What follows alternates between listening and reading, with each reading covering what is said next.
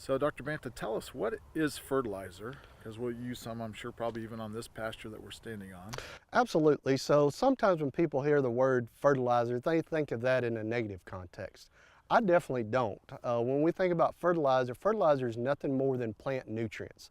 So just like cattle need nutrients, and typically we think of protein and energy, our people need nutrients, Yes. protein and calories. Plants need nutrients to grow. So when we think about fertilizer and plant nutrients, we're thinking about primarily nitrogen, phosphorus, and potassium. That's what we would call primary nutrients for our forages, our grasses that are growing. And those are just chemical elements. Really everything's a chemical element when we get right down to it, that a plant needs to grow. And so if the plants don't have that nitrogen, phosphorus, and potassium, they're not going to grow like they need to, and they're not going to be productive. So whether we're talking about fertilizing the pastures we're standing on here today, or we're fertilizing our yard to get it to grow and be pretty and green, plants are going to need those nutrients to grow. If a person took their multivitamin mineral bottle and they looked on the side, they're going to see potassium, they're going to see phosphorus on that label. And as they look at that, they're going to say, oh, you know, we have to put that on the grass because the grass needs it as well, right? And the nitrogen we actually consume through eating meat and other proteins, which the body takes and pulls the nitrogen out of for the use in our bodies. So you're kind of saying it's like that, and same kind of thing, except we're talking about grass. Yeah, it's the same concept that we have to have these nutrients to grow. And so you mentioned nitrogen. So one unique thing about grasses is they can actually take just a nitrogen molecule and they can convert that into amino acids and protein.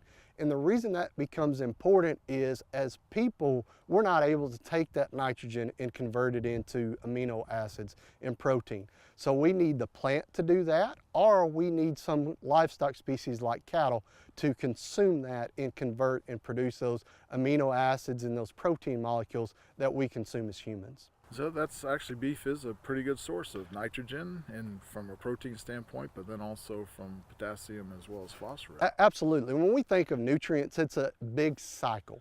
And so we think at the lower level as far as plants, and then animals consuming those, and then us consuming animals. And then as we produce waste, or those animals produce waste, that moves back into the system.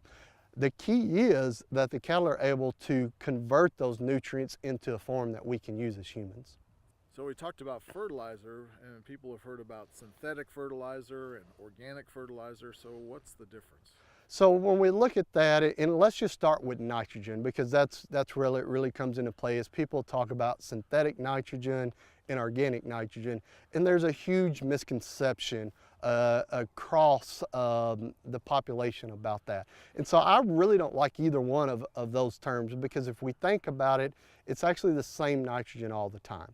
And so if we were able to take and put a little blue dot on one of those nitrogen molecules, so if we think about fertilizer that comes from a fertilizer plant where we have a little granule, a lot of people have a misconception of where that nitrogen comes from. That nitrogen actually comes out of the air.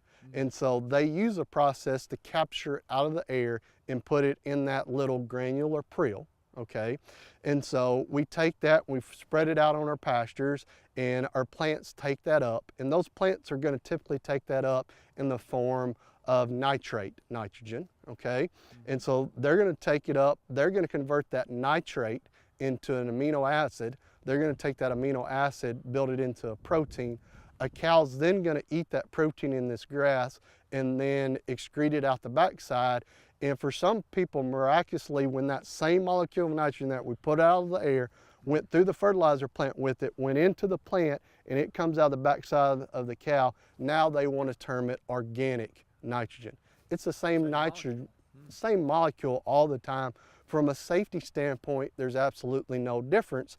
And so when it comes out of the backside of a cow, what's going to happen, a part of it is it's going to be volatilized back up into the air, okay, as atmospheric nitrogen, or that plant's going to pull it up. But one interesting thing to remember is that plant can't distinguish from nitrogen that comes from the fertilizer plant or that nitrogen that comes from animal manure, whether that's cattle manure or poultry litter or some other animal waste. It's the exact same nitrogen molecule, it's just going through different areas of the cycle, what we would call the nitrogen cycle.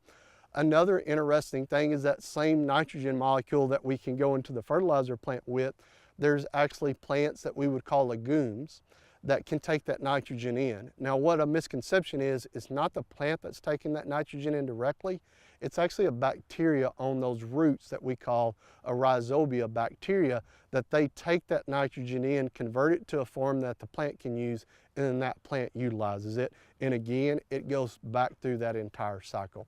So it's not that we've ever created new nitrogen, it's just what part of the cycle are we getting that nitrogen from.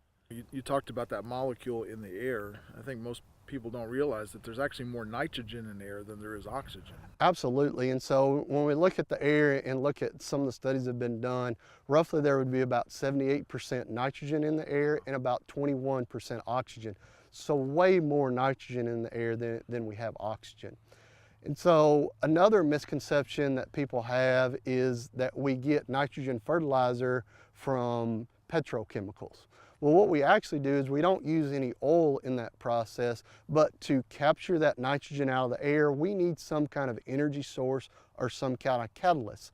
So what we typically use in that process is actually natural gas. We're just using that natural gas to help capture that nitrogen out of the air so that we can put it, first we'll put it into anhydrous ammonia, and then we'll convert that into some type of a granular product, whether that be urea or ammonium nitrate that we can spread on our pastures. So the key to remember is the nitrogen's coming from the air, not the natural gas.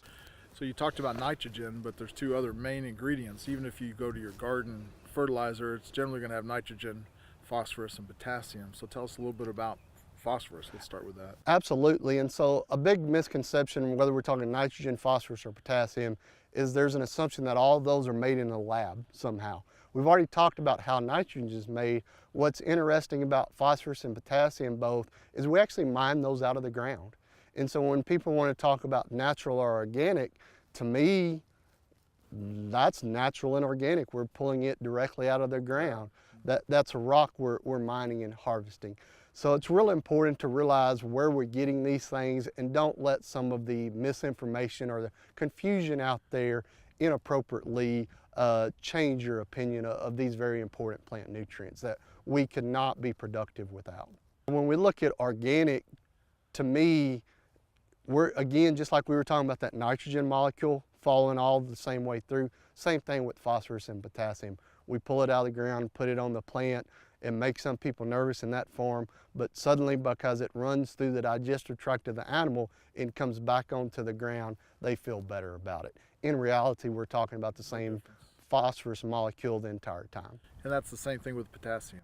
Absolutely. So where does the potassium and phosphorus come for in my multivitamin? Okay, so when you look at your multivitamin and that phosphorus and potassium, they're going to be mining that out of the ground, and they're going to be putting it through a quality control process before they put it in your vitamins. But yeah, it's going to be the exact same phosphorus and potassium sources as what we're using for fertilizer for our plants.